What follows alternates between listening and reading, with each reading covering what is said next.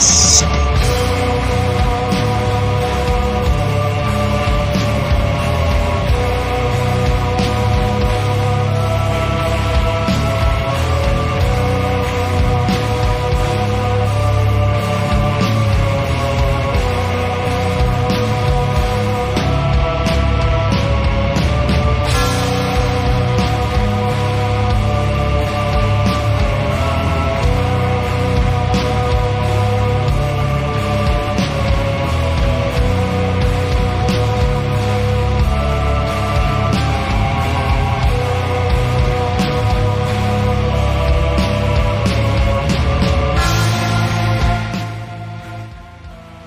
Welcome everybody to another edition of Unbelievable from the UK and beyond.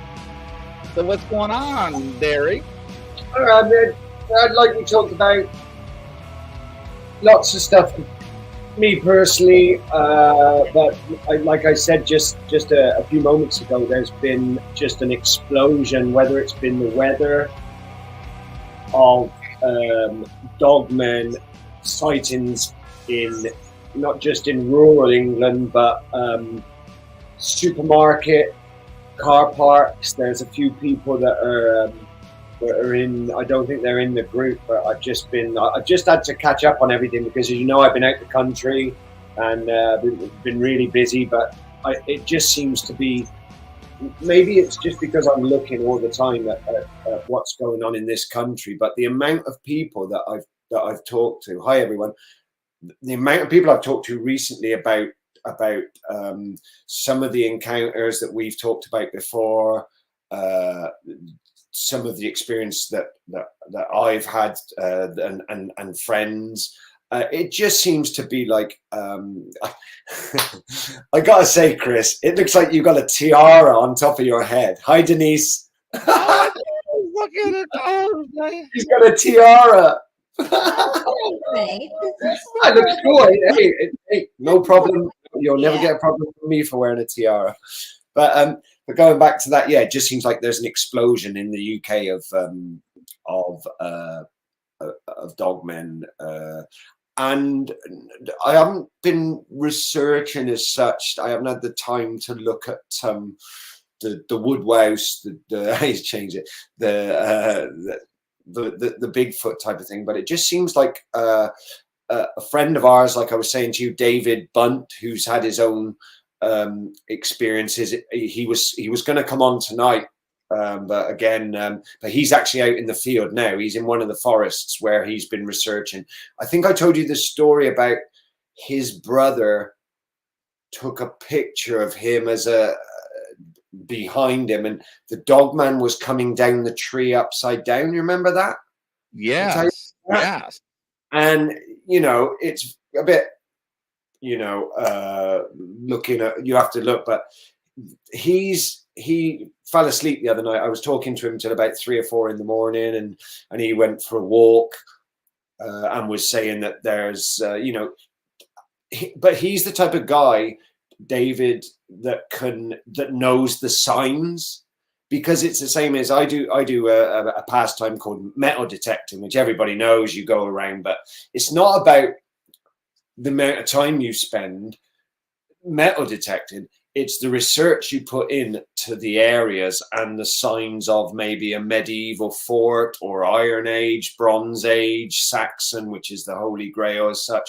But he spends just as much time going to areas where when we talked to Deborah Hatswell about the kind of the ley lines, the electricity, the energy, that these cryptids, and I think human beings back in the day too, were attracted to because of the spiritual, maybe otherworldly atmosphere and energy that those areas produce.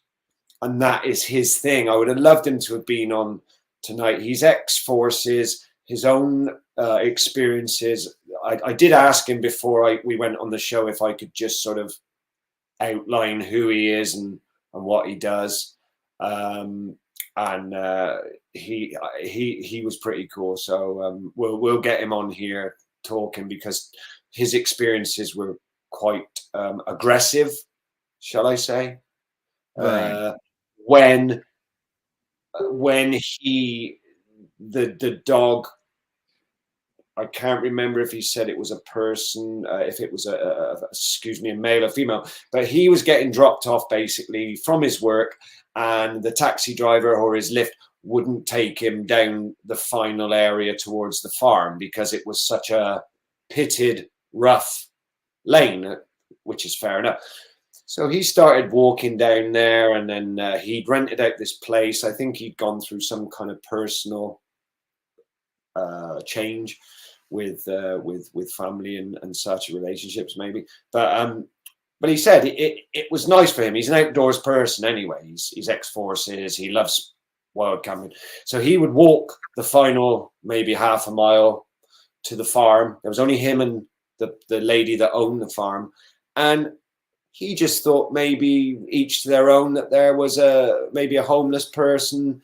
But it would the classic Dogman and Bigfoot, it would match step for step for step for step, just out of sight. I don't think he had any inclination that it was big or, you know, I mean, these things, they must be able to move as light as they want or as heavy as they want. Because if you're talking a 500, 600 pound animal, I've seen wild boar, and everybody knows what horses and cows are like when they sort of trot up to you. The ground moves. Right. So these things can move so with the agility and the speed and the sound of, I guess, how they want. So this kind of went on and on and on with him, and then he found out exactly what it was, and it was. I mean, I you know, he might say to me, oh, you know, I don't mind. He's a cool guy, but he was the one that I said, if he hadn't have been very fit in himself, he's really into nutrition.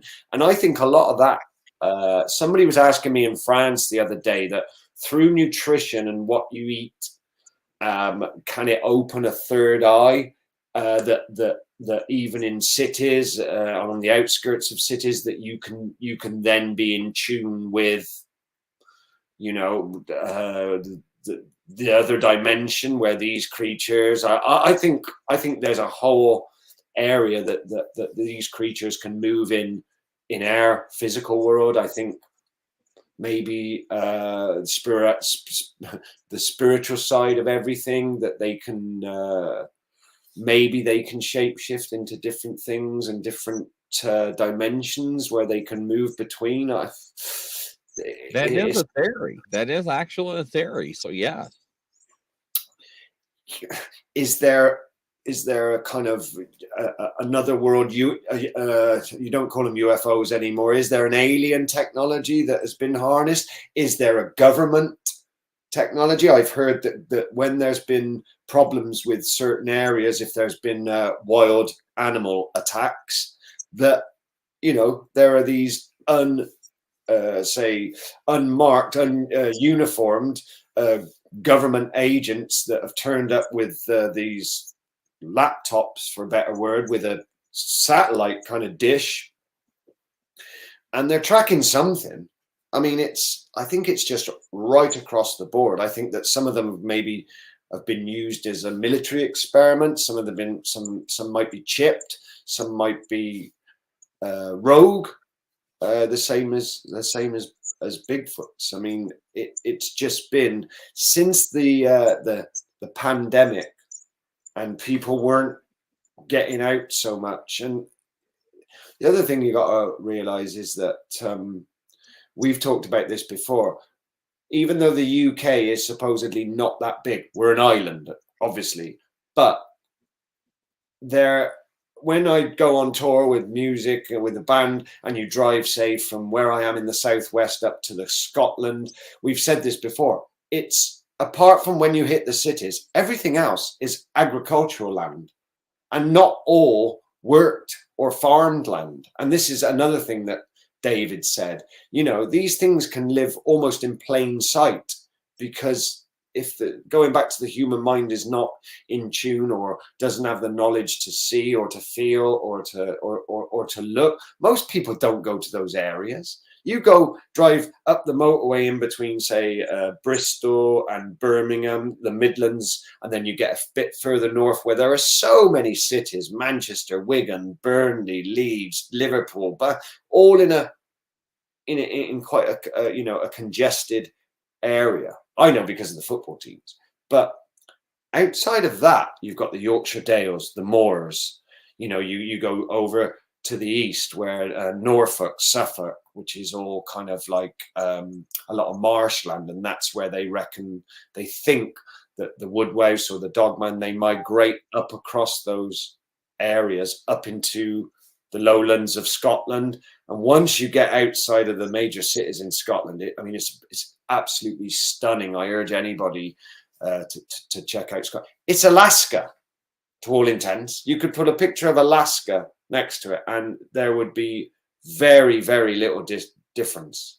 You wouldn't know the difference, So this social media, maybe after the pandemic, that all these people have been coming forward with the explosion of the stories. Maybe the dog people, maybe they sort of thought, hey, there's hardly anyone around. There's that guy over there that we know because he works his land or cuts his wood there or does whatever. But there's not that massive influx of tourists into these national parks. And as everybody knows, the national parks in the USA, David Paulides, Missing 411, etc., etc., etc., etc. If those national parks are restricted on footfall, which obviously then these creatures are these beings, I shouldn't say creatures, but are going to start. It's like when they make an area of the sea a nature reserve. You do not fish in that area. After 2 or 3 years, the fish all completely replenish, and then they spill over into the areas where you can fish. But obviously, the world doesn't work like that. She says there she'd love to visit Ireland or Scotland. That's my backbone right there. Scotland and Ireland for my family, as you can probably see by when I grow a beard. It's not like yours, Chris, big and black and bushy. It's orange, I'm afraid. But what's interesting? Watch this, Alexa. How many people's missing in the UK? From easterneye.biz. As many as 170,000 people, or one every 90 seconds. So one every 90 seconds, somebody's missing in the UK. Now, how is that possible? How? One in every 90 seconds. How many people in the UK? There's a saying in France, which I shouldn't really say. It's called "putain mouton," which means, "Oh, sorry, crazy witch." Oh no. Yeah, sorry. Yeah, that was silly of me. Which basically means people are sheep, which is a little bit more aggressive than that. But Chris, how many people, if you asked on the street 100 people and you said to them, how many people do you think are thanks, crazy witch, how many people are missing in the UK right now? Or what do you think the time scale is of missing people? They would say, oh, one a week. Honestly, I bet you wouldn't get one a day in 80% of those people. I mean, they do you know what I mean? Because it's, I mean, it's the famous, the American, oh, where are you from? Oh, I'm from sort of just outside London. Oh, you must know Larry and Betty, he's about so high, they think the UK is this tiny little, right, which is right. Cute. But I'll bet you no one would say one every 90 seconds. No chance. They would fall over. That is a lot of people for an island. Where are they going to? Yeah, government.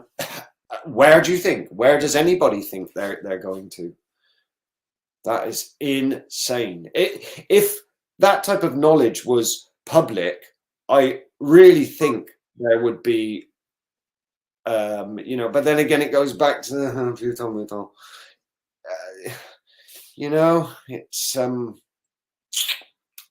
most people, I think, I don't know what anybody, Crazy Witch or Chris or anybody that is here, what would the majority of people, as long as they've got their newspaper, their, you know, and they work, and I don't think they, the majority of people basically don't think about things like we think about. Yeah, it's, I mean, it is really insane that that amount of people, like, gone. Minute and a half later, somebody else. What do people think is doing it? Where are they going? You know, is there a connection there to yeah, exactly. Most don't pay attention. Yeah, again, they follow the crowd. It's not something that, you know, most people don't question. They don't look. I mean, this is not something to do with Dogman or woo, everybody. Oh yeah, you know, they think they give you that look when you talk about these things. Hey man, this stuff is happening. This stuff is real, you know, and we're only getting the tip of the iceberg of what is actually going on. You know, it's the same as technology when they're using different technologies. That technology is 30 years old already, and it will blow your mind now. It would absolutely blow your mind, like the hologram stuff we were talking about, you know, with the guy and what was it, and the whales and everything, and then the guy that was doing the conference, and he's there and he can interact with everybody, but he's in another country in this box. You know, it's that stuff's like 30 years old already. So what have they got? What have, like you said, they can place me and you, Chris, outside a bombing or some kind of crime. They can place us there, and to all intents and purposes, on the CCTV, on the, you know, we're there. You know, you can elaborate more on that stuff. You know, you know, it's just amazing that, you know. So when you ask Alexa that, right, and she comes up with different figures every other week, but the statistics still is the same. If you do the math, every 90 seconds, a missing person goes missing, a person goes missing. It doesn't equate to the figure she gives you. It's not the right amount. So we actually calculated that on the show, and it's like, you have more people go missing than us than in America. Really? And it's like, how is that possible? Because we average, I think, 600,000, and you all, I forgot, it was like 300. Well, okay, we were a little over 600,000, and you all were like 360,000. I think I take that back. As what it averaged out. I think you all was 360,000. But it's Google, Alexa. It's you know, it's the same. It's who's marking people's schoolwork. You know, where does the buck stop, shall we say, at who is furnishing whatever, Alexa, Google, with these figures? You know, I mean, is it more? Is it less? I am absolutely flabbergasted that is the amount of people in the. I think that because we're the UK, I think if that figure was common knowledge and there was like a big front page in one of the horrible newspapers that said this, you know, I think it'd be pandemonium. And I think in America, I think if people do go missing in America, because America's so vast, maybe a lot aren't reported. Maybe a lot aren't reported here. You know, we're going down a rabbit hole. So I just, well, and you know, and like I said on the national show I was on, right?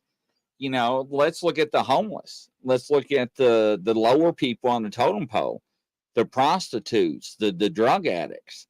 You know, they're, you know, are they really counting them? Probably not. No, probably not. They're dispensable. You know, right? Another overdose, just another murder, just another. You know, I mean, you know, from being, you know, police officer that you know, that's what is going on all the time. How much is logged? How much is, you know, that figure saying that about the UK? I can believe it totally, but at the same time, it is unbelievable that is the figure. That's a lot of people when you put them in. When I look at it as a football stadium with 60,000 people in, that's like almost 3 times that. Right. And is that a figure that is missing, like, full stop? You know, I mean, it's like the famous horror films where they always start off with the missing posters going up on the light posts and stuff, and you know, in the town, these kids are going missing, and you know, but I wonder to them. I mean, what is the cause? I mean, okay, now we can say serial, you know, killers. You gotta be careful what we say, and sometimes on some of our platforms, we can say that. We can say mental illness, right? We can say people that probably just wanted to be lost and got off the grid. We can say people that probably wander in the wilderness and got lost, right? But that still doesn't account for everybody. Well, in this country, and I can tell you where I am right now, if somebody goes missing tomorrow, it's everywhere, all over social media. Say, for instance, his name is Chris Derry. Okay, Chris Derry's gone missing. This is him. He's had no known problems, or he's had problems. He is missing. It's big news. You know, very rarely is that person not found, or found, sadly, you know, in the sea. There's a beginning and an end. It's not just a missing person. Very rarely do you sort of come across that kind of, oh, what, he just disappeared into thin air. Yeah, he did, but there's usually a bookend of he's found. And are we going down the cryptid route? Because some of these people that are seeing these animals are like, you know, and it ain't just one. There's like a picture, and of course it's very ambiguous. What's this, like that? But you know, I take a picture. I mean, the other day I'm in France, and oh, it's International Cat Day. There's this beautiful cat in this window, feet away from me. I still had to zoom in, and he was feet away from me because I didn't want to scare him away, to get a decent picture. Do you understand? So it's like, so they take this picture. What they're seeing with the eye is not what they're, you know, and everybody goes, oh yeah, well, every picture, they've got that name for every picture of the blob squatch and all that. It's so hard if something's more than 6 feet away to actually, with the light and everything. I mean, this cat, I had to get in there. Oh, I hope he doesn't move. Open him up. Great picture. But it ain't like whipping your phone out, you know, and now the phones are amazing. Oh, everything should be absolutely crystal clear. Rubbish. Absolute rubbish. You know, you're not setting a photo. So, and they all say the same thing. There's like 6 of those things there. If you look closely, and everyone, oh yeah, well, what can I say? We need to be careful. These things are, you know, they are opportunists. You know, they're the same as human beings. Some are bad and some are good, but I think generally their attitude towards humans, if I was them, my attitude wouldn't be very good towards humans, you know, with what they see. But this is like a supermarket car park in the bushes. Now, this person is either completely and utterly insane, but this has been going on for like 2 years. I've been following their feed for a couple of years, and it's just like, people need to be really, really careful. And that's not someone out in the middle of the woods. You know, I don't think it matters anymore. I think, there was a story in Australia. I'm talking Sydney, Australia, one of the most cosmopolitan cities in the world. Every city now is cosmopolitan. And this guy is only on a small tributary of the river that comes in through a park on the outskirts of Sydney. I Googled it. 2 insane, incredible Dogman encounters where this thing got him out of the area. Like this was this animal's area. He got that loud and clear. and he's going up an embankment, dragging up his kayak, where he's gone 100 times before. He's like 5 minutes from his bedroom. So he went the other way in case this thing followed him. This is like in Sydney. And he had 2 experiences like that, maybe not with the same animal. He doesn't think so, but all of the usual patterns of the roar went straight through him, and he could feel that this thing was obviously huge and had massive capacity, and moving so quick. And it was like, get out of my area. This is like, you know, there's a skyscraper in the financial area right behind where he pulled his kayak out of. That's crazy. Yeah. So if that's happening in Sydney, there's water there, there's people, there's a park, people go in the park at night. Sometimes they're not, they might be looking for something. That whole, you know, coming across without sounding disrespectful, coming across a drug addict or a homeless person or somebody that is sleeping rough that's been attacked and killed. And that whole thing, Chris, do you know about the blood, like the lack of blood, you know, in these areas? The guy that found the deer head, and I'm talking like, you know, a 10-pointer, a big old, but he'd had some experiences of what he thought was a big pack of coyotes or whatever they think is going on. But there was no blood. So this head with the spinal column, okay, and the feet, the front legs were found over there. So they'd been pulled apart. They were over there, and this head with the antlers was placed practically in this guy's backyard with the spinal column, like the head had just been completely ripped out of the predator.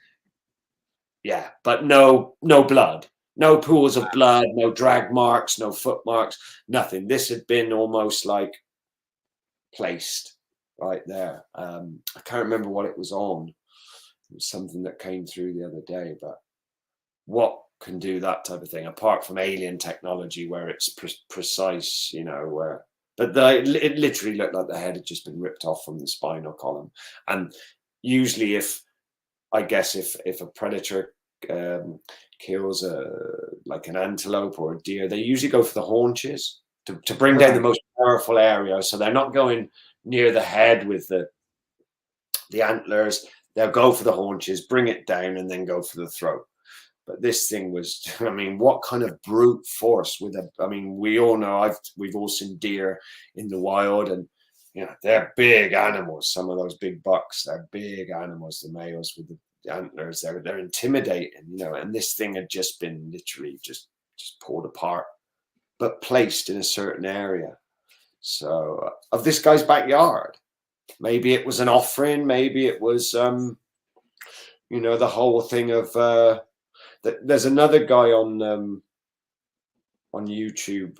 I don't know if you've seen it, where a couple of people they're always going to say this guy might not be what he seems. Where the dogmen are on his roof, and he goes and shines the torch, and then they're on his land, and you can see the eye shine, and then his wife or his girlfriend says, "I'm leaving unless you do something about this." Yeah, an offering. Yeah, the way it was placed was, I mean, they're not going to place something with a big pink bow around it, are they? You know, right. In their sphere of how they think. It reminds me of the Predator. Remember how they used to do it in the movie, The Predator? Yeah, absolutely. Yeah, and that's funny you should say that, because one of the David Paulides documentaries had the lady in the deer stand. Did you ever see that? And no, she was in the deer stand. She'd obviously used that deer stand many times before. And when she looked up to see this, what she thought a creature, it was cloaked like the predator, she actually says. Oh, yes. Yeah. And the phone, the BlackBerry that had taken pictures, like took a picture of the back of her head, Yes, I did remember seeing that one. And then the husband took the pictures with the information on his computer, and say it was a 4 million pixel camera, there was no setting for, say, 2.2 million pixels, Right. but yet pictures were, the resolution was 2.2, which was a setting that was not even in the camera there. And then I think it was somebody that she knew, that the guys that were playing in the marching band on the football field, and they saw the big glow, like the candle come over, and the coach stopped like the rehearsal, and they all looked and saw this kind of, but yeah, she saw it as a, like a predator, almost like a cloak, and it was, nothing made sense. But it's you know, do they, I mean, that's the other thing, like we said earlier, there must be a sort of almost like a technology side that maybe you think that the government have had this kind of cloaking technology. Where does it come from? I think there's a big amount of the information and the technology that comes from some other intelligence myself, that why maybe these creatures were, you know, like everything that the Egyptians seem to document from thousands of years ago all comes from the stars. Everything, the Mayans, everything seems to come from the stars, you know. I mean, I know that's a very basic observation, but there just seems to be with that, when we were talking about her and her deer stand and what went on, and then the football field with the candle glow that came through. So the same thing. Can you see that, Chris? Yeah, I wonder if the werewolf and Dogman are the same thing. Stories that have come from somewhere. I also think that there are like different. There could be as many as 20 or 30 different races of werewolf, homme chien, dogman, you know, chien homme. That, you know, you look back at the tapestries, and I've sent you some other bits and bobs about like 17th century, where in France, where this person was it a person turning into a wolf? Was it a dog man that they blamed on a person that was, you know, I mean, in those days, you know, someone with a wart on their nose was a, you know, was had some kind of, you know, maybe witchcraft about them, if someone was using holistic methods, or if someone, you know, it's such a fine line between what people think, you know. I mean, like if somebody in a village starts a rumor and it's got something to benefit somebody, that person is practicing in black magic, that person at night in the full moon turns into a wolf and it's eating your children. I mean, there's always been serial killers, you know, is it something pointed? But like you said, where does it come from? It's got to come from somewhere. You know, I'm looking at this castle at the moment called the Hosta, I think it's called, the castle. I wrote it down last night, where they say that below the castle is a bottomless pit. Really? A bottomless pit to hell. And prisoners would be given a pardon if they agreed to be lowered down into this bottomless pit. So it's like a bottomless pit. They ain't coming back out. So thanks, Crazy Witch. So yeah, I mean, there's, like you said, there's all these. It has to come from somewhere. You know, everything has to come from somewhere. I just think that now, with what I've read about, none of these governments around the world are going to pass up a chance. If they must have these creatures, they must. They must have to. They've got to. Yeah, you know, the whole story about Zachary and whatever it was called in the unit that they had underground, and then there was there's gotta be, and the guy that came, like I said, with the sort of laptop with the satellite dish, where they'd had problems with Dogman, and suddenly he was tapping around, looking in different areas, almost like he was sending out a signal to track whatever it was down, like they knew what it was, like it had a chip at the top of the spine. And the guy's dog in his truck was just going crazy. They couldn't hear anything, but the guy's dog was just going absolutely crazy, like foaming at the mouth. King Lighton was turned into a by his. See, I mean, it's not just folklore or a kind of, it goes against everything. I mean, obviously a lot of the religious stories are, you know, the saint that battled the beast and all that kind of good against evil. I mean, who knows if these things weren't the first animals to populate this planet, and we came from outer space with our white skin and our, you know, tall. Yeah, that's a theory. Now, I did learn something I did want to share with you, and I meant to tell you before the show. So you talk about woodwose, right? Am I saying it right? Woodwose, yeah. Yeah, and he carries a club, right, in the churches and the statues.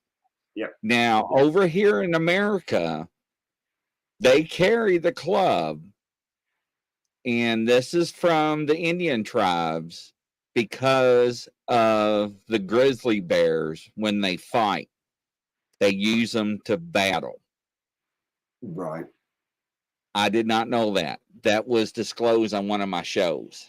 Really? Yes.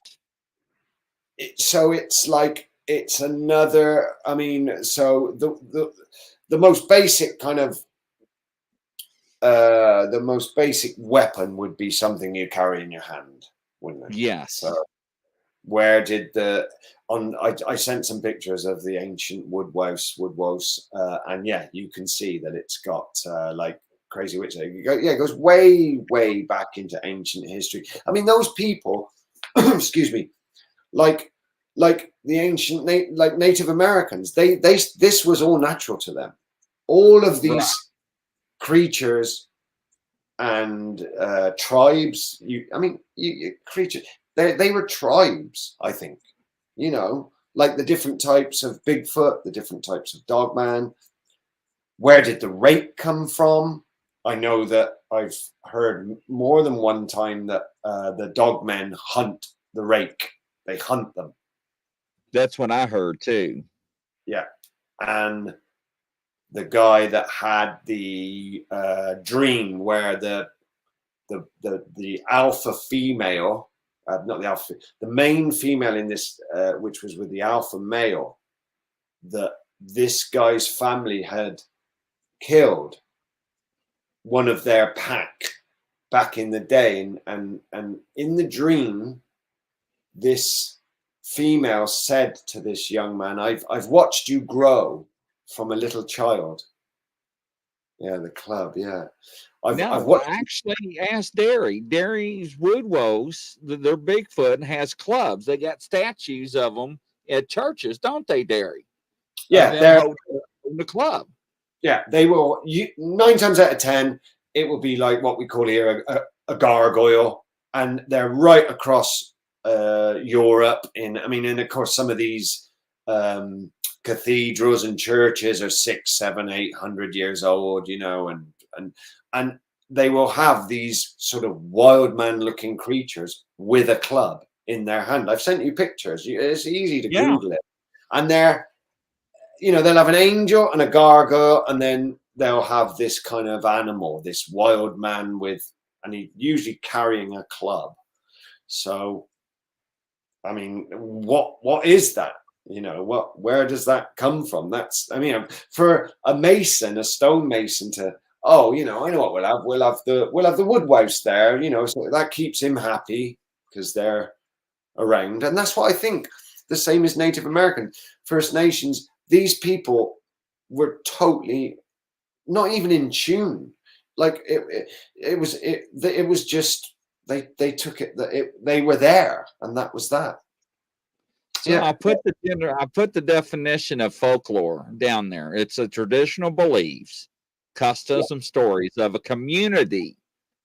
Passed through the generations by word of mouth. That is what folklore definition is. Lore is like just history, chat.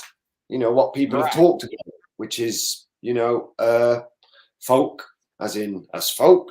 That's what we've talked about through our generations, and that's and I've heard stories as well. One was in Bristol, which is not that far from where I am right now, where there was a woodlouse, a wild man, a Bigfoot, very muscular, but not big, as in tall, as in sort of 6.5 foot, and was hitting something on the floor. And in Ireland as well, another one where it was hitting something on the floor, maybe cracking nuts with a stick.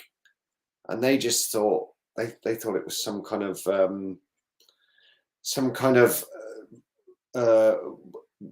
bald monkey that had escaped from the zoo, because the way it was, it was really, with purpose. So it was, but it was a wild man, and then it ran off, but it had a stick. And the same one in Ireland as well. These people they call them dog sitters here, where they walk other people's dogs. So they've usually got 5 or 6 dogs, and all of a sudden the dogs just stopped, and this thing was hitting something. They thought it obviously was a person until it stood up and looked at them, and it was this is Ireland, and it was and then shot off at such a speed. They just looked at each other and they couldn't believe what they'd just seen, And they've Ireland. There's a very famous haunted forest in Ireland, where they've seen in the fire breaks people carrying like sticks with fire, just these. I think they were like Cub Scouts on a camping, and just like the weirdest screams, whether it was people practicing black magic, whether it was, I don't know, but it's a very well-known, it was so well-known I can't remember what it's called, but it's a very well-known, something like Bullskin Forest, but it's really and another thing as well, there's a forest that we have here on the edge of the moors, which they've closed to people that want to camp. And recently as well. Yeah. It's down on Dartmoor. Some of my friends, remember I told you about my friends? I saw him a couple of days ago, where they do this crazy thing where they go, we'll make a meal, a 3-course meal, gourmet meal, that a Michelin starred chef, all this rubbish. They just do it for a bit of fun. And they'll go out, him and his mate, and they'll camp, wild camp. So in other words, a piece of tarpaulin against an old wall. Doesn't matter what the weather's like, but they got into a what they call here like a croft. A croft is somewhere where usually sheep farmers or will keep their animals when the weather's really bad. It's just like a stone shelter, really. But now in Scotland, people buy them and turn them into like grand design houses and beautiful little out the way. So. And I said to him, well, you were up there on Dartmoor. That's a weird place, because that forest is not that far from there. And like I said, they've stopped people camping around that forest. It's really an eerie place. And he said there wasn't 1 minute right the way through the night when we were there that we didn't hear something that we thought they could hear. People talking, and then the classic, like, whether it's a fox, like that sounds like a human screaming, like a female screaming. That whole thing. No, yeah. And he's like, there wasn't 1 minute where we didn't. Did you hear that? And that's on Dartmoor, and Exmoor, which surround us here. They are known for their like mystic and big cats. Wild men have been seen up there. other stuff which is more to do with the kind of black magic that has been going on. I know a friend that was he worked for he was the local postmaster, as in delivered the post, like, you know, your mail. And so he had to be up at like 3:30 in the morning to go and do what he needed to do and then get the mail. And he said when he first lived in the area, he didn't know the area. So a couple of times he took a wrong turn and ended up in a place where, you know, there were sort of circles of people doing whatever they were doing, and they'd stand up and a couple would, like the Wicker Man, they'd walk towards him. And he said, those people out there, they don't, he's from Liverpool, but he said to me, he said, those people out there, they don't like strangers. He said, because they've got secrets. And this is like 20 minutes from where I am now, you know, because he was up early in the morning, the middle of the night. He's like, you know, they don't like outsiders because they've got secrets. So, and it's an odd place, Dartmoor. Anybody that knows it, I mean, it's beautiful with its rugged beauty, but it's very much like you have to like that type of environment really to sort of fully appreciate it. The weather changes like that, you know, and on the moors as well, you know, Bodmin Moor, obviously Dartmoor, Exmoor. I mean, it's they can be weird places, you know. And obviously you've got the old Victorian prison up on Dartmoor where the guy was looking out of his cell window. I think he was an accountant that had been done for some kind of fraudulent activity, and he saw what he thought was a lag, as we call them, an inmate moving around in the shadows, and he thought, oh, it's just an inmate, but this person's very how did he say it? Like twitchy, and all of a sudden this person's throwing something up a tree. You can see the tree, and something then he thinks he sees something fall down, and then it grabs it, and you can see that it's eating, and he's like, what is? Then the moon came out just enough from behind the prison, from the clouds, that he saw that this person was naked and built and looked like how did he explain it? Looked like he had like something like an old wetsuit on, like, you know, that was a bit shredded. He said, and then just disappeared. And he told his brother, and then his brother relayed the story, because he's like, he just thought it was an inmate that had got out of there. And it's like, what is this person doing? So every night after that, I don't think he was in there much longer, but every night he'd be glued to his window just to see if, but he never saw it again. It was just probably roosting pheasants, getting them out of the. Crazy. It's crazy. Yeah. And I think it was Eric said there about the prison. Yeah, Dartmoor prison is a very strange area up there. Very, very strange, because it's an old Victorian. It's still got the old areas where they would have the inmates doing the like the gardens, but you ain't going nowhere once you're up there. The only way to get out of Dartmoor prison is if somebody comes in with a helicopter and picks you up and gets you out. Oh, wow. Yeah, you ain't getting out of that. No chance. No way. Where'd you go? Moors. You know, it's like Hound of the Baskervilles.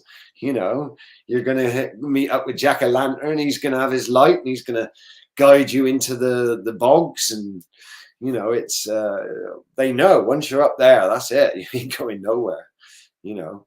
But wow. there's an area up there.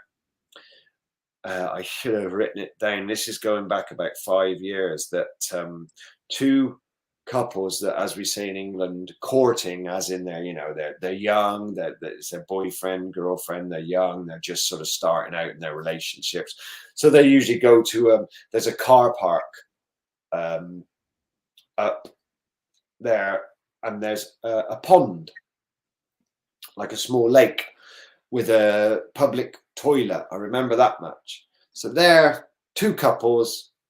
I think the one couple was outside, the other couple were in the car. There's 4 of them in the car.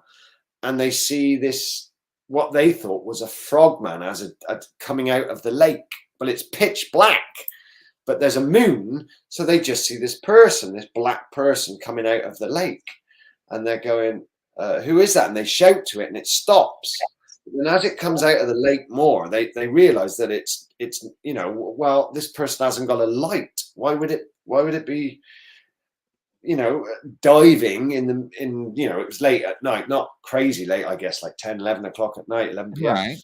And stands there just still, and they suddenly all got the you know, the vibe that this is not right. You know, whereas they would usually come out to the shore and then you'd see a light where they're doing their whatever. This person just stood there, and they're like, that's not a person. And they're like, and they shouted to their friends who were next to the car, let's get out of here. And I actually did find at the time where it was.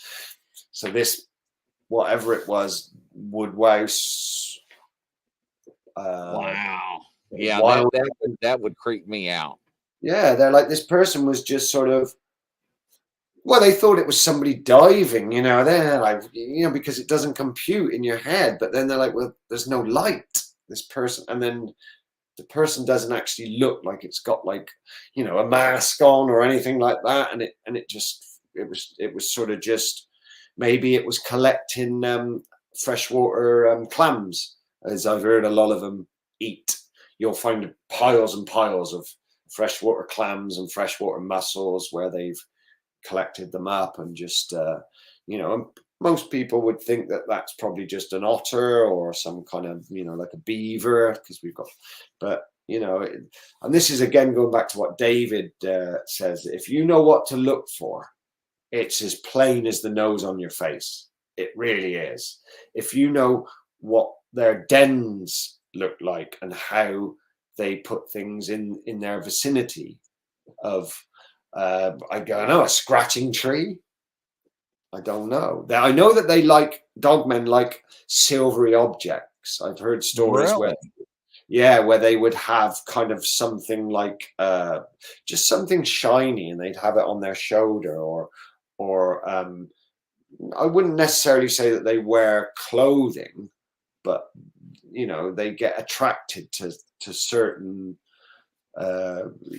fabrics maybe, and that the 100 Bigfoot Nights lady said that they were very when they came out after rains, they were very bold. Oh really? Has there been any reports of dogmen fighting with other, well, this goes back to that whole rake thing. What are these rakes? I mean, they've been seen, and they're obviously, they live, I would think, underground. I remember when we placed the map of all the mining systems in the USA on top of where all the cryptid sightings have been, it was just like a blueprint.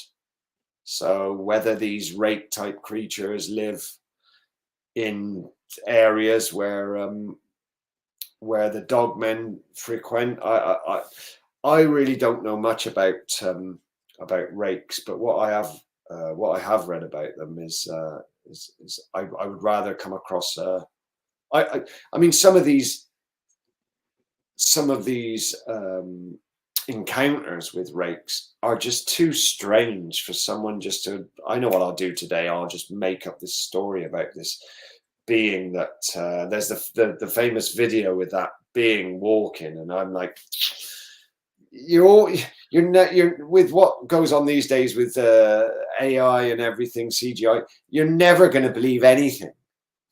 You know, you don't know if that out of those 10 things you watched, 8 of those are actually real. You'll never know. You know what I mean? It's but there's that one with the rake crawling where I thought, just looks too odd. Yeah, it might be AI. And then I listened to a story, and it was identical, literally, completely unconnected. That the way this thing walked was just so strange. And then this person said the way this thing walked was exactly as they'd said. But I mean, but you know what we could tell Roger, and this is what really is strange, Roger, is that you can go to a local pub over there And these old timers, they know what lives on their property. That's what's strange. Yeah. And they'll tell you, won't they, Derry? Leave Well, them be. yeah, exactly. Exactly. Yeah. I mean, they'll either say absolutely nothing, but like the story of which I know is put a hook in you, where the guy is working doing I think he was from London way, and he was working in Cornwall, St. Morgs down there, I think it's called, where again the picture I showed you, Chris, of the Bigfoot looking round, you said the Bigfoot's turning round. That girl didn't want it. I mean, I know her name, but she didn't want any publicity about it. They were on her land, and it was only when they moved that huge pile of spoil where they'd been doing some building or some farmer, and that's where the Bigfoot, the woodwes, used to keep hiding behind. And the story about the bull, that the dog had chewed the bull, and then a day later this, not a new bull, turned up on their porch. She said and she had a good idea about where those Bigfoot, British Bigfoots were. And like you said, that's not very far from the guy who was working on some land. And the owner, when he did come back, he said that there's someone watching me up there, and they're whistling. I can just about see a kind of bit of movement in the trees, but you know, is there people up there that live in the woods? And that's what he said. You know, you leave them be. They've been here a long time. You know, we know what they are, but we just leave them be. You don't mess with them, and they don't mess with us. You know, and he's like, they were there. You could hear whistles, and you could see them, and that was that was the British Bigfoot. So they completely knew. But on the flip side, one of the guys that was in Wales that did a lot of wild camping, I think he was definitely ex-forces, maybe ex-special forces, because a lot of the SAS train up there. And he came across a farmer, and the farmer had some hello, crazy geeky, and he had some heavy duty firepower in the back of this farmer's truck. And then he managed to sort of start pulling it out, you know, about what was going on. And the farmer, I think the farming community had, like you said, got together somewhere and said, look, our livestock is being attacked, and this is not a normal wild dog, or this is a big predator, or big predators that are going, the first place a lion or a tiger will go for in a big animal is the haunches, to bring them down. And they said that, you know, they're getting these big claw marks, you know, like almost like massive hands down the back of the haunches of many of them. I mean, you imagine you're either going to get the stone wall, or you're going to find somebody that is going to say something. But I mean, those farming communities out there, and rightly so, you know, that they're zipped up. So there's a reason for that, you know, the secrets and what they know is on their land, like you said. And that goes back to David with the farm that he was on. That and like I said, when he saw this dog person, he said if he had palpitations, if he hadn't have been so fit in his personal life, because he, you know, his nutrition and ex-forces, he seriously thinks he would have just expired, because it literally knocked him off his feet onto the floor with this kind of because he didn't expect to see what he saw, and it was looking straight at him. In other words, you know, they don't like being seen. And then the next day there was just carnage, where all the chickens, they weren't just killed, they were ripped to pieces and smothered all over the walls. And he heard nothing. You know, I think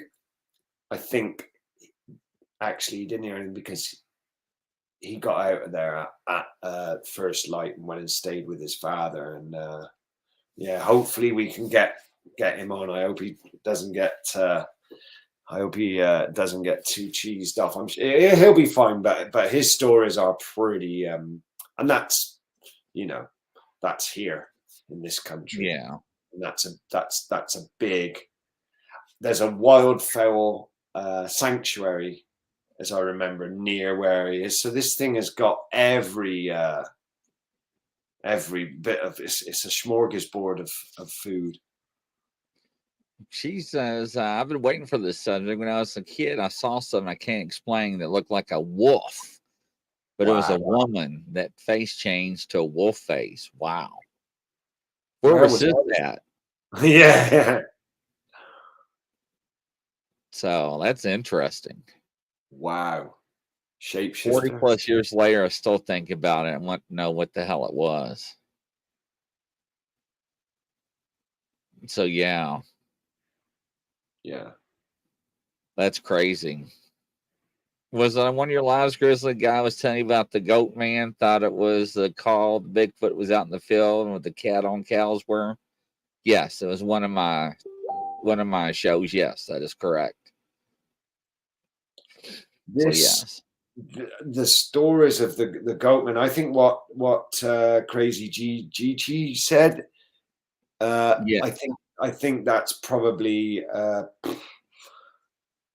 I mean, that's the other thing. It's really weird, that whole shape shifting vibe. But the Native Americans are totally that's how things are. That's what they do. You know, skinwalker. Yeah, it does sound like a skinwalker. That's what it does sound like. So yeah. I don't know. I don't know. I mean, that name keeps coming up, but it's got to be there, isn't it? You know, I mean, there's so much of this stuff now, and it.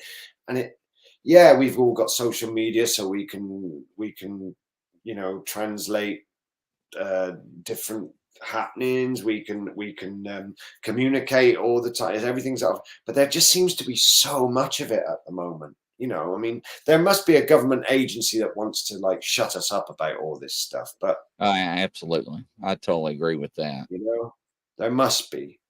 You know, I mean, I know David Paulides had a terrible tragedy with his son. I mean, and the more paranoid mind would think, well, he was the producer for a lot of his documentaries. They're always his books. I mean, I've read everything that he's done because he's an ex-officer, like yourself, and he's really put the time in. You know, and then tragedy struck with his young son. I don't know if there was any problems there, but I mean, it just seems like they don't want people. I mean, because he asked for a certain amount of shapeshifters. Been reading about lately. It still haunts me. The adults didn't see it, but I can see it clearly. It was like nobody else sees her face literally changed. Wow. And was this in America or was this in another country? And how old? And how old was you? Yeah. 12. Doesn't look very old. That's crazy. I see that would give me nightmares. Well, I saw the Green Man in England when I was probably 14, and that age between sort of, you know, pubescent. I was told that is the and young kids, you know, 3 and 4 year olds, you know, with what did she call the Dogman that tapped on the door every night and it would crawl up to the door literally on its belly. Oh no, I couldn't handle that. You know, crawl up and tap, tap, tap, tap, and the woman in the cabin had reinforced glass because of the winter storms and da-da-da-da. And she said she got a huge nail and tapped it next to the glass, and it sounded like a pin compared to this tapping of the Dogman's claws tapping. And the daughter, grown up, it never actually there were Bigfoot habitation. Yeah, there you go. 7 years old in Mexico. Yeah. Visit my mother's family. I cannot say the town. I can never pronounce it. Tehuantepec, Mexico. So no, I don't think you imagined it. I think you actually saw it. Yeah. No. So they will always show themselves to infants. These because and I guess infants are more open to vibrations, and like the story about the young girl that used to get up and walk at 3 and 4 years old to the door, and the dog, but there were Bigfoot supposedly around and in the trees, so maybe they were keeping an eye. But yeah, that was the same one with the nail. She couldn't replicate the sound of this nail. She said it was like a pin compared to when they tap. And the daughter, they would try and get the daughter to go out at night and play. And this went on for years. She was only 3-4 years old. But she said when they came, she liked to look at their feet. And she said, well, what were the feet like? And she said, oh, like Barney's. And I think they had like a St. Bernard with huge feet, or some kind of big hunting dog. Wow. And she said, they're like Barney's, say, for instance, but probably about that big, like huge. Like Barney's, and Barney had huge feet, whatever this dog was called. But she said, but they're and they're furry and they smile. She said, but when they smile, it's not like they're smiling. So obviously they were just, and I've heard that as well, that they smile and there is no aggression. They know, when a smile is out. I mean, I don't know what I'd do if I saw a Dogman, smiling. You would obviously think it was going to be more aggression, but they say that sometimes they smile. This girl was she was a kid, like 4, I think from about 2 years old till she was about 7. And they'd never ever done anything bad. They've only got to do it once, I guess. But the mother was well aware that she says the best way I can describe it is like the face looks like the stupid TikTok filters. Like she was wearing a mask, but I can see through it. My older cousin saw an attractive woman. Wow. Wow. Yeah. Yeah. Hey, Barb. Hey, Barb. Wow, that is crazy. Yeah. Yeah. I mean, that's almost like, the two masks, what they want you to see, but what is really going on, I mean, what the hell is that?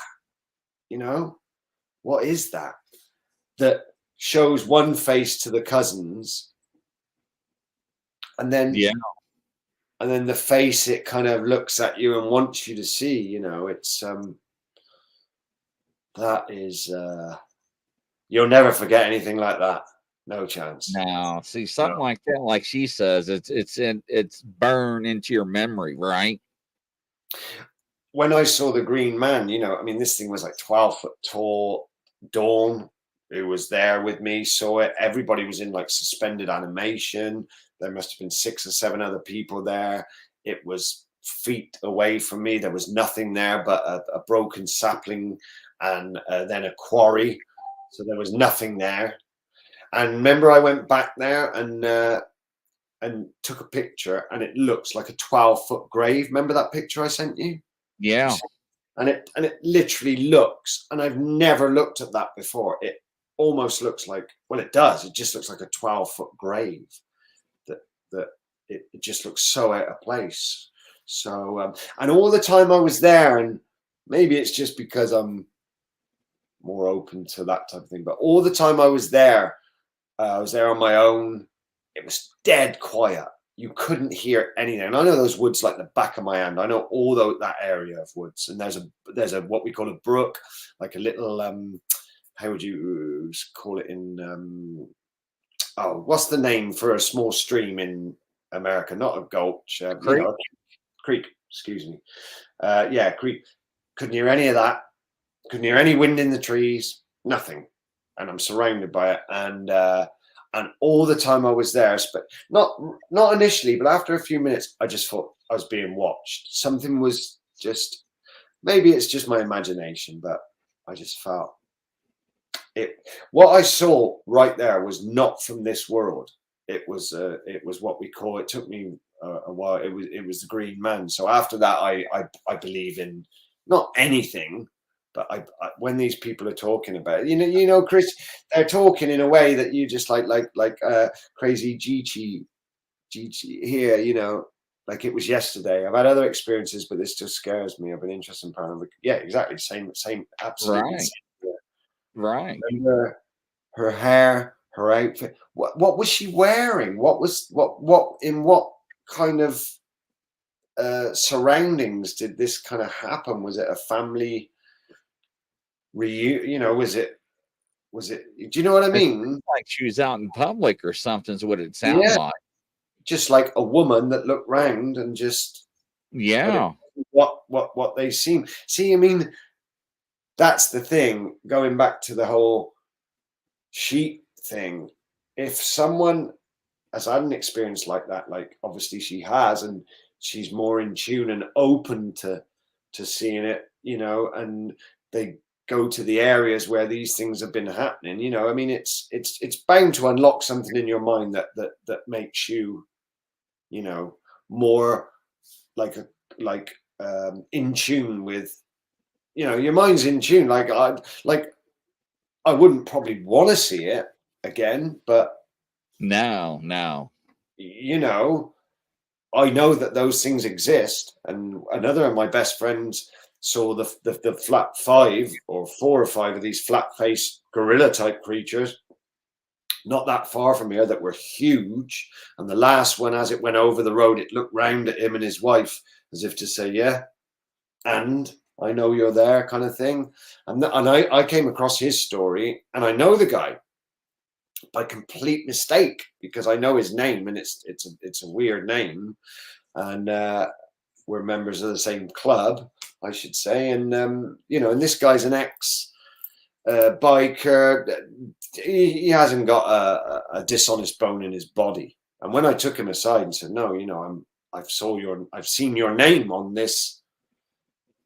And he obviously, because when you look at those maps that Deborah does, the fantastic maps she does, and the research, we've had her on the show, she's incredible. You always look at where your area is. And when I saw the story, and when I got to the bottom and I saw the name, I'm like, well, I know that guy. That's got to be him because he lives in that area. And then when I took him aside, he kind of was quite not defensive, but oh, you're gonna, you know, rip me.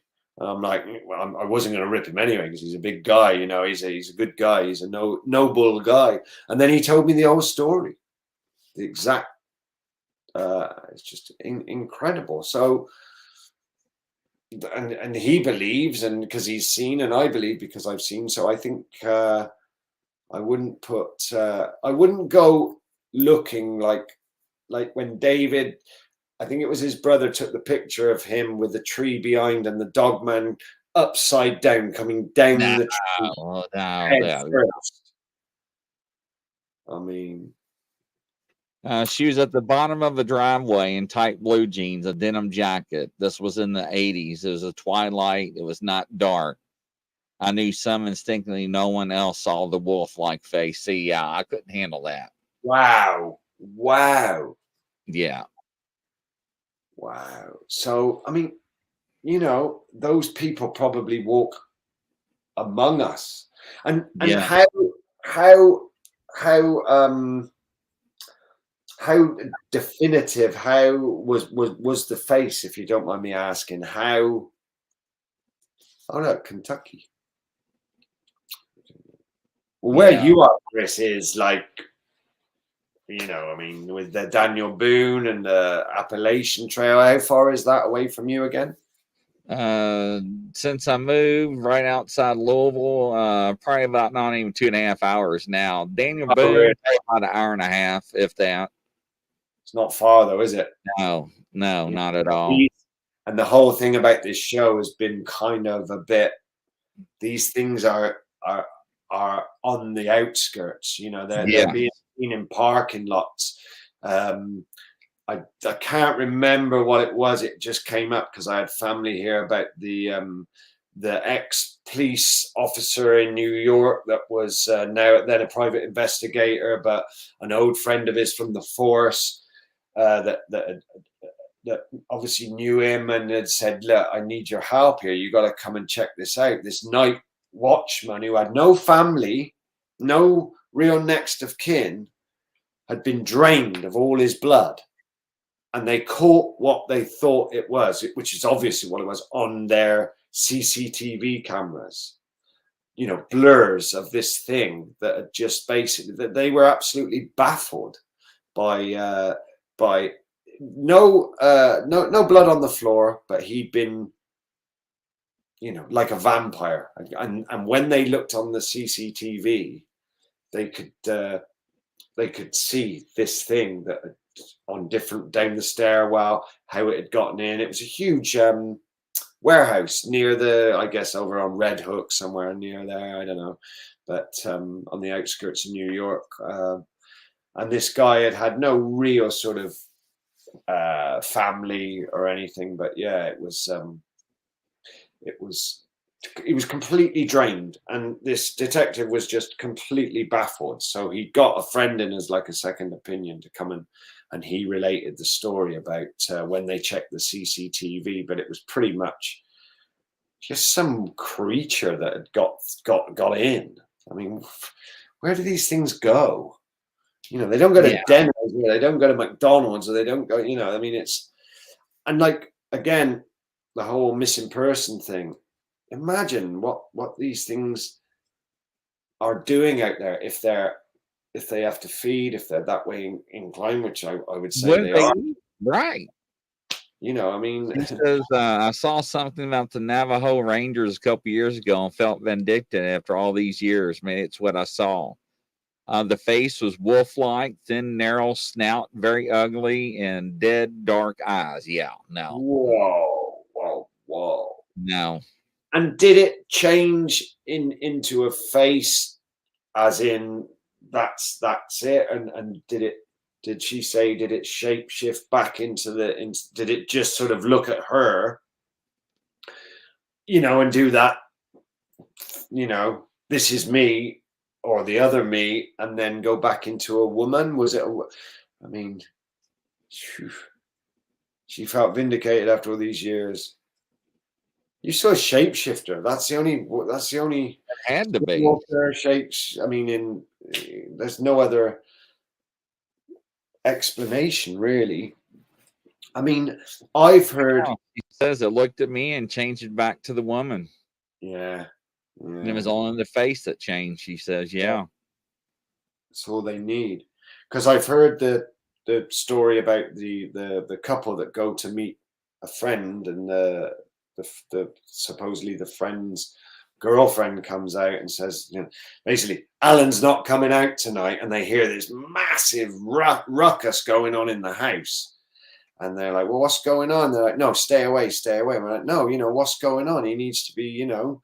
And when they go up to the windows and look in, he's on the floor, and when he looks up, he's halfway into being like a wolf in his face, but he's like almost like crying, you know, like he's trying to fight it.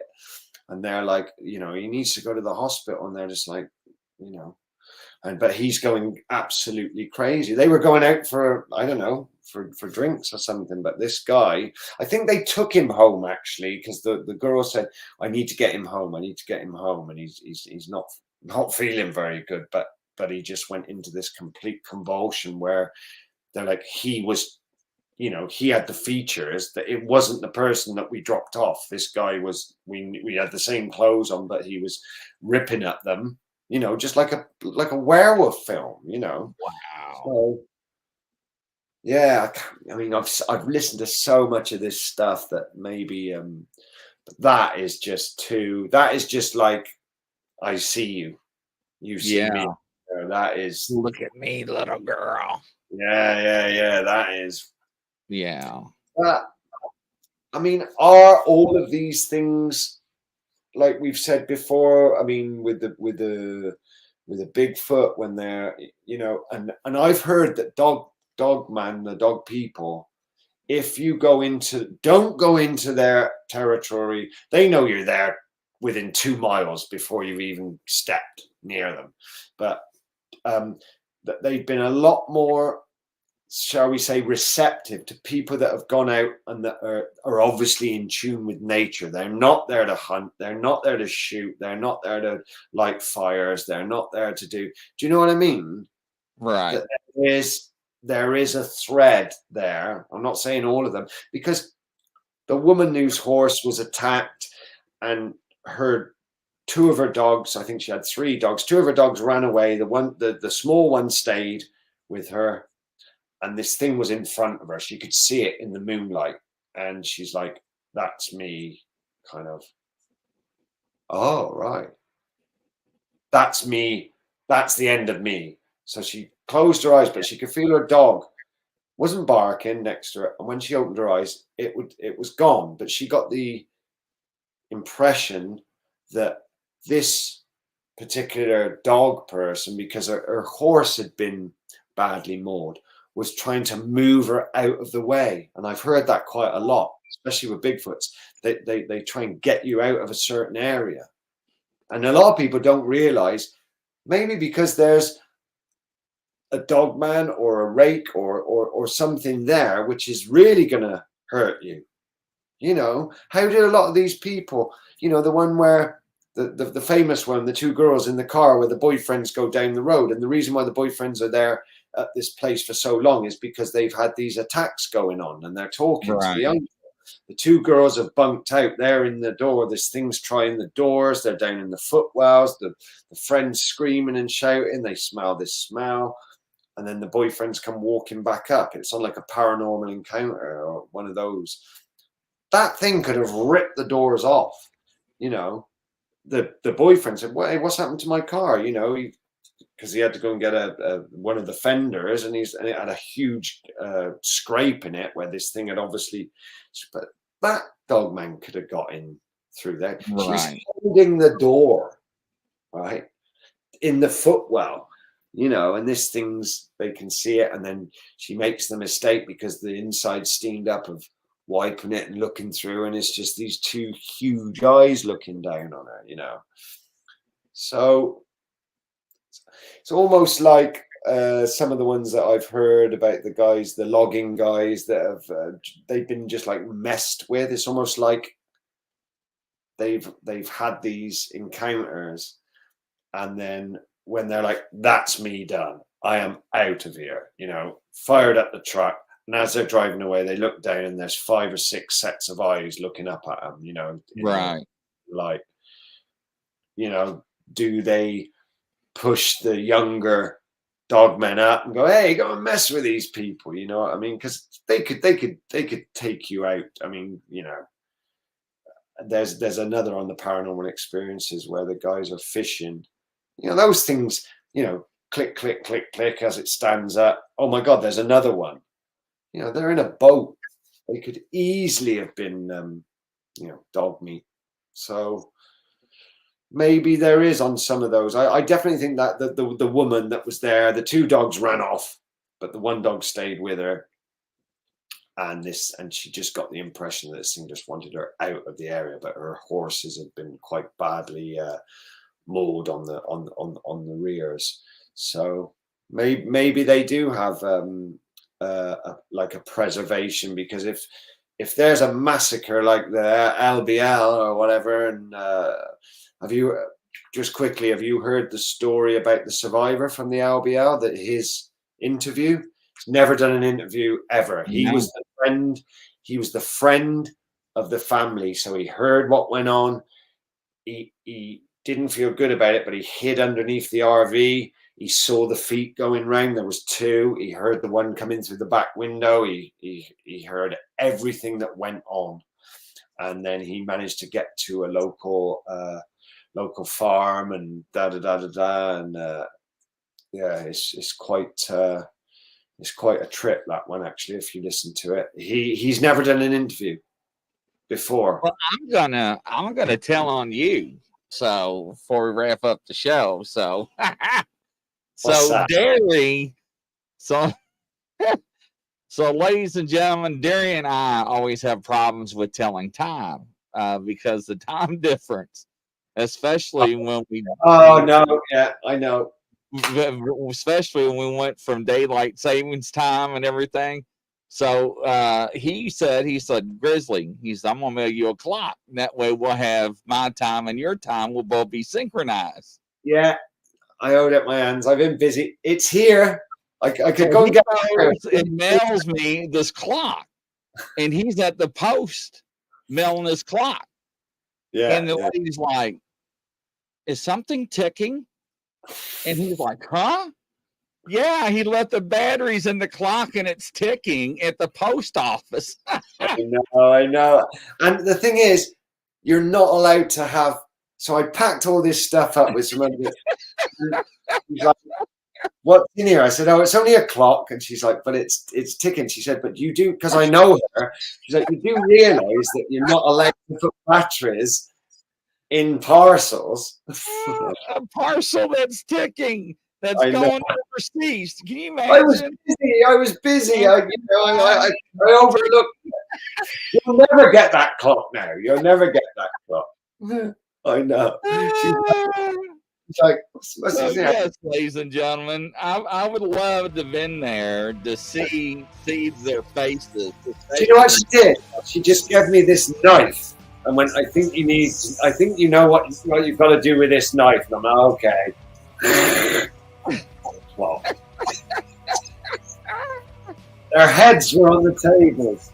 They were just like,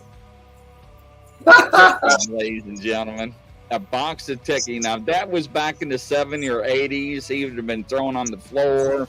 The bomb squad would have been there. But yes. Hopefully y'all enjoyed the show today. We'll be back for another edition soon. Great show, Derry, but I had to tell on you. I had to. That was funny. Tick tock, tick tock. Can you imagine standing in the postal service line? Yeah, no, but that post office, it's either no one is in there or it's out the door. It's like 50 people. Out the door. Everybody is like, All right, ladies and gentlemen, y'all have a good day. God bless you. We'll see you on the next show. Take care.